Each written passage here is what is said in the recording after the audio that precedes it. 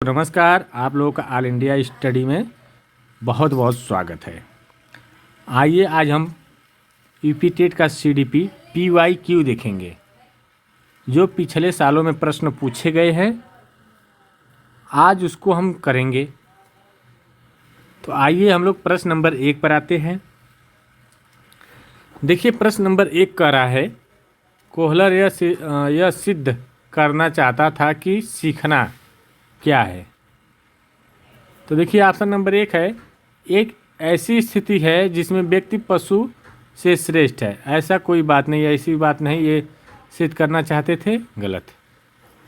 B है, संज्ञानात्मक कार्य है। ये बात बिल्कुल सही है, कोहलर साहब यही सिद्ध करना चाहते थे, संज्ञानात्मक कार्य। ठीक ना।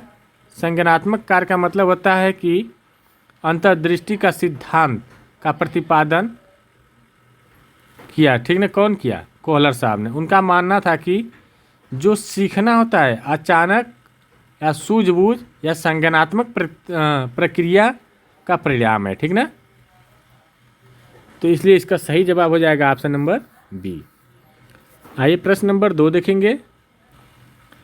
किसी भी नई भाषा को सीखने के लिए कहाँ से प्रारंभ किया जाना चाहिए? तो कोई भी नई भाषा है, उसको सीखने के लिए शुरुआत कहाँ से की जाती है?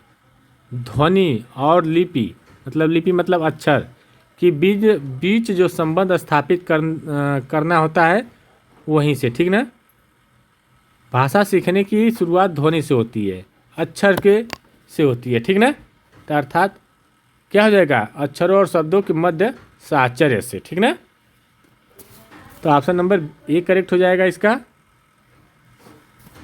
आइए प्रश्न नंबर अगला देखते हैं। समावेशी कक्षा में किस प्रकार के छात्र शामिल होते हैं? तो देखिए, जो समावेशी कक्षा होता है ना, सभी प्रकार के छात्र शामिल होते हैं, सीधे सीधी बात है। चाहे वो विशिष्ट बच्चा हो, चाहे दिव्यांग बच्चा हो, या चाहे सामान्य रूप का बच्चा हो, सब एक ही छत के नीचे पढ़ते बिना भेदभाव के। ठीक ना। चाहे बहुभाषी बच्चा हो। ठीक ना। तो इसका सही जवाब क्या हो जाएगा? सामान्य और विशिष्ट छात्र दोनों। एक केवल शब्द तो नकारात्मक होता है। ठीक ना। आइए प्रश्न नंबर 4 देखेंगे। अधोलिखित में गणित संबंधित अधिगम अक्षमता को कौन सा पद परिभाषित करता है? देखिए, जो गणित सीखने की जो कठिनाई होती है, उसको क्या कहा जाता है? डिस्कैलकुलिया या गणना दोष? डिस्कैलकुलिया तो गणना, इसका मतलब हिंदी होता है गणना दोष। ठीक ना। आइए प्रश्न नंबर 5 देखेंगे। समावेशीकरण की सफलता के लिए क्या आवश्यक है? बात यहाँ से है। ठीक ना। तो देखिए, जो इसमें क्या होता है कि शिक्षक, अभिभावक और समाज का संवेदनशील होना ही सफलता का पहली शर्त है। ठीक ना। समावेशी शिक्षा का पहली शर्त होती है। तो अभिभावक की भागीदारी का ना होना, ये तो एकदम गलत हो जाएगा, बी वाला। ठीक ना। क्षमता निर्माण का अभाव, ऐसे भी नहीं। अलगाव से तो एकदम नहीं। संवेदनशीलता जरूरी है। ठीक ना। अभिभावक की भी, समाज की भी, ठीक ना, शिक्षक की भी। आइए प्रश्न नंबर 6 देखेंगे। निम्न में कौन सा संवेग का तत्व तो नहीं है? तो देखिए, जो संवेग होता है ना, संवेग में व्यवहार, शरीर और बुद्धि शामिल होती है। ठीक ना। व्यवहार होता है, बुद्धि होता है और शरीर, ये सब शामिल होते हैं। व्यवहार भी होता है, दैहिक होता है, संज्ञानात्मक होता है। लेकिन ये जो संवेदी जो है, ये नहीं होता है। ठीक ना। यह क्या है? इसको ये नहीं माना गया है, प्राथमिक तत्व के रूप में इसको नहीं माना गया है। ठीक ना। तो ऑप्शन नंबर डी करेक्ट हो जाएगा इसका। आइए प्रश्न नंबर 7 देखेंगे। संज्ञानात्मक क्षेत्र का सही क्रम क्या है? तो देखिए, सही क्रम पूछ रहा है, तो ब्लूम की टैक्सोनॉमी के अनुसार जो सही क्रम है, पहले ज्ञान आता है। ठीक ना। ज्ञान सब में है, इसमें नहीं, तो ये गलत हो जाएगा। फिर उसके बाद अवबोधन आता है, ये भी गलत। तो यही सही हो जाएगा, ऑप्शन नंबर सी। ज्ञान अवबोधन, ठीक ना, अनुप्रयोग, विश्लेषण, संश्लेषण, मूल्यांकन। आइए प्रश्न नंबर 8 देखेंगे। निम्न में से कौन सी अच्छे शिक्षण की विशेषता नहीं है? अच्छे शिक्षण की विशेषता,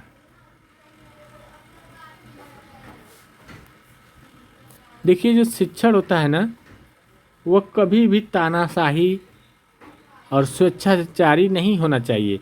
वह बाल केंद्रित और लोकतांत्रिक होना चाहिए, ठीक ना। तो देखिए स्वेच्छाचारी है तो ये होगा नहीं, जनतांत्रिक तो होगा नहीं, ठीक ना, सहानुभूतिपूर्ण, अरे क्या कर रहा है, ओहो हो, क्वेश्चन पूछा है नहीं, देखिए ठीक ना। अभी हम बताए कि स्वेच्छाचारी या तानाशाही नहीं होना चाहिए, तो यह पूछ रहा है नहीं है, तो यही ऑप्शन स्वेच्छाचारी, ऑप्शन नंबर यही करेक्ट हो जाएगा, ठीक ना। जनतांत्रिक या लोकतांत्रिक बात कही है तो ये होना चाहिए, ठीक ना। सहानुभूतिपूर्ण होना चाहिए, वांछनीय सूचनाएं देने वाला होना चाहिए, ये तीनों होना चाहिए, ठीक ना। लेकिन ये वाला पहला वाला नहीं होना चाहिए, तानाशाही नहीं होना चाहिए, ठीक ना। आइए प्रश्न नंबर 9 देखेंगे। अभिप्रेरणा का प्रत्याशा सिद्धांत किसके द्वारा दिया गया है? कह रहा है अभिप्रेरणा का जो प्रत्याशा सिद्धांत है यह विक्टर ब्रूम के द्वारा दिया गया है, ठीक ना।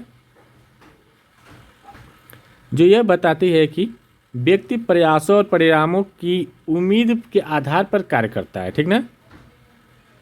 तो इसका सही जवाब क्या हो जाएगा, ऑप्शन नंबर ए। आइए प्रश्न नंबर 10 देखेंगे। अग्रिम व्यवस्थापक प्रतिमान किस वर्ग से संबंधित है? कह रहा है अग्रिम व्यवस्थापक प्रतिमान, यह क्या होता है? तो देखिए जो अग्रिम व्यवस्थापक प्रतिमान है ये डेविड आशुबेल द्वारा विकसित यह मॉडल सूचनाओं को बेहतर ढंग से व्यवस्थित करने में मदद करता है, ठीक ना। तो जब व्यवस्थित तरीके से व्यवस्थित करने में मदद करेगा सूचना को, ठीक ना, तो इसका सही जवाब क्या हो जाएगा, सूचना प्रक्रियाकरण, ठीक। आइए प्रश्न नंबर 11 देखेंगे। कौशल के स्थानांतरण के लिए कौन सा उपयोगी है? कौशलों के स्थानांतरण के लिए कौन सा उपयोगी है? तो कौशल अंतरण एक गति है न कि उद्देश्य, ये ऑप्शन नंबर बिल्कुल सही हो जाएगा। ये प्रश्न नंबर 12 देखते हैं। निम्न में से कौन सा शिक्षण का सूत्र नहीं है? शिक्षण का सूत्र मतलब आगमन से निगमन की ओर होता है। शिक्षण का सूत्र जो होता है आगमन से निगमन की ओर होता है, ठीक ना। तो इसका सही जवाब क्या हो जाएगा, आगमन से निगमन की ओर।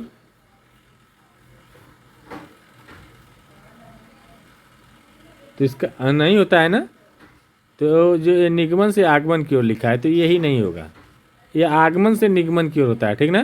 तो ऑप्शन नंबर डी हो जाएगा। सरल से कठिन की ओर होता है, अनिश्चित से निश्चित होता है, दृश्य से अदृश्य होता है, ठीक ना। प्रश्न नंबर 13 देखेंगे। सूक्ष्म शिक्षण चक्र का प्रथम पद होता है?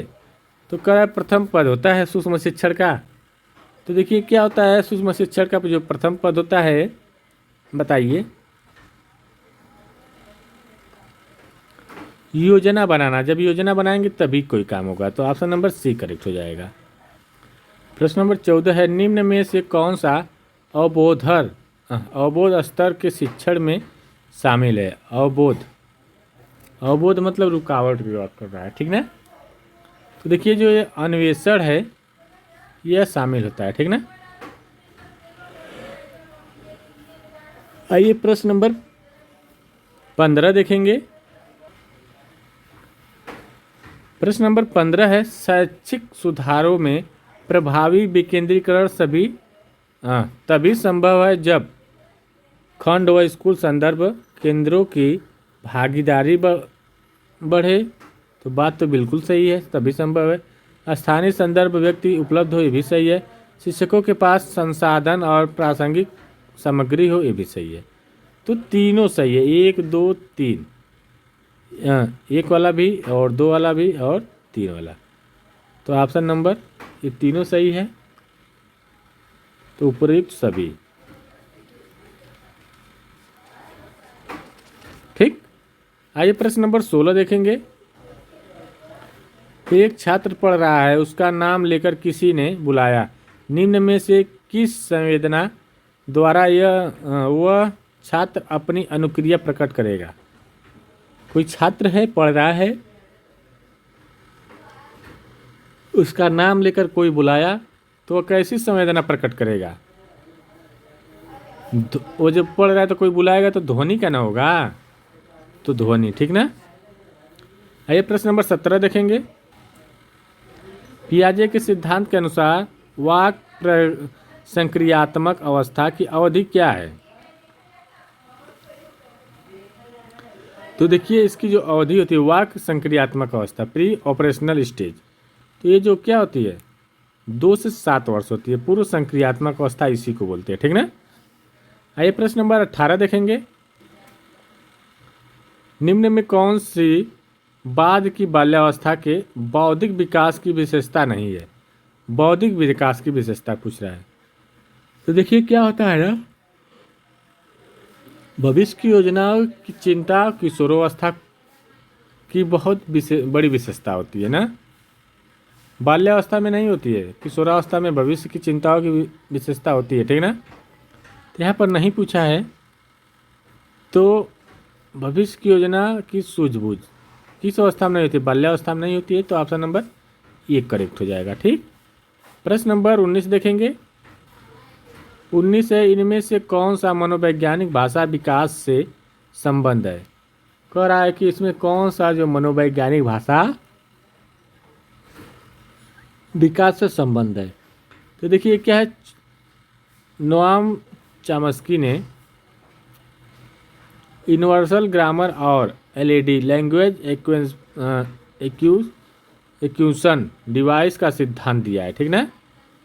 तो इसलिए इसका सही जवाब क्या हो जाएगा, चॉम्स्की साहब। ठीक। आइए प्रश्न नंबर 20 देखेंगे। थॉर्नडाइक ने अपने सिद्धांतों को किस शीर्षक से सिद्ध किया। तो देखिए ये जो सिद्ध किए ट्रायल एंड एरर्स से। ठीक ना। प्रयास, अधिगम के प्रयास एवं भूल से। ऑप्शन नंबर बी हो जाएगा। आइए प्रश्न नंबर 21 देखते हैं। गिरोह अवस्था किस आयु वर्ग एवं विलंब विकास से संबंधित है। तो देखिए जो गिरोह अवस्था होती है, गिरोह अवस्था मतलब क्या किया जाता है, बच्चे थोड़ा समूह में रहते हैं, खेलते हैं, तो 8 से 10 वर्ष की सामाजिकरण है। ठीक ना। ऑप्शन नंबर सी हो जाएगा। प्रश्न नंबर 22 देखेंगे। पियाजे के अनुसार संज्ञानात्मक विकास की तृतीय अवस्था कौन सी है। पहली जो अवस्था होती है वह संवेदी गामक अवस्था होती है, जो 0 से 2 वर्ष, और दूसरी 2 से 7 वर्ष पूर्व संक्रियात्मक अवस्था, और 7 से 11 वर्ष जो तीसरी है, यह कौन सी अवस्था है, मूर्त संक्रियात्मक अवस्था। ठीक ना। तो इसका सही जवाब हो जाएगा ऑप्शन नंबर सी, मूर्त संक्रियात्मक अवस्था तीसरी है। ठीक। चौथी औपचारिक संक्रियात्मक अवस्था। आइए प्रश्न नंबर 23 देखेंगे। निम्न में से अधिगम में योगदान देने वाले मनोवैज्ञानिक कारकों में कौन सा शामिल नहीं है। करा निम्न में से अधिगम में योगदान देने वाले मनोवैज्ञानिकों कारकों में कौन सा शामिल नहीं है। क्या नहीं शामिल है, विषय वस्तु का स्वरूप जो होता है यह नहीं शामिल होता। अधिगम की इच्छा तो होती है, प्रेरणा होती है, रुचि होती है, लेकिन ये वाला नहीं शामिल होता है। ऑप्शन नंबर डी करेक्ट हो जाएगा। ठीक। आइए प्रश्न नंबर 24 देखेंगे। प्रश्न नंबर 24 है, निम्न में से सामाजिक मूल्य कौन सा है। सामाजिक मूल्य कौन सा है बताइए। सहायता परक व्यवहार, जो व्यवहार सहायतापूर्ण हो वही सामाजिक मूल्य होता है। ठीक ना। आइए प्रश्न नंबर 25 देखते हैं। प्रश्न नंबर 25 है, पक्ष अन्वेषण तथा साधन साक्ष्य विश्लेषण निम्न में से किसके उदाहरण है। तो बताइए। स्वतः शोध किसके उदाहरण है, स्वतः शोध के। ठीक ना। आइए प्रश्न नंबर 26 देखेंगे। सीखने के वक्र अभ्यास द्वारा सीखने की मात्रा, गति और प्रगति की सीमा को ग्राफ पर प्रदर्शित करते हैं, यह किसने कहा? तो बताइए कौन कहा?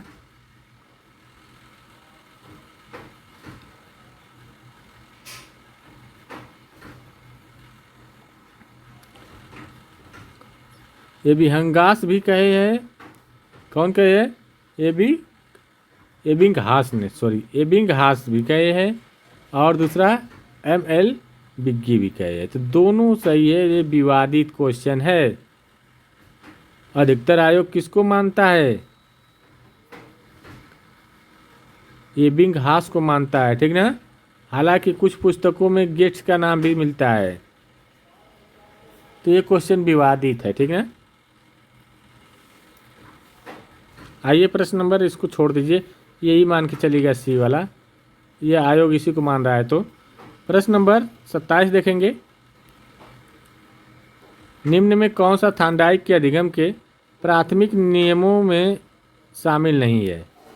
तो देखिए जो ये साहचर्य एवं स्थानांतरण का नियम, ये अब नहीं शामिल है। अभ्यास, प्रभाव और तत्परता का नियम शामिल है, ठीक ना। 3 नियम है। आइए प्रश्न नंबर 28 देखेंगे। अनुकूलित अनुक्रिया सिद्धांत किसके अनुकूलन पर बल देता है?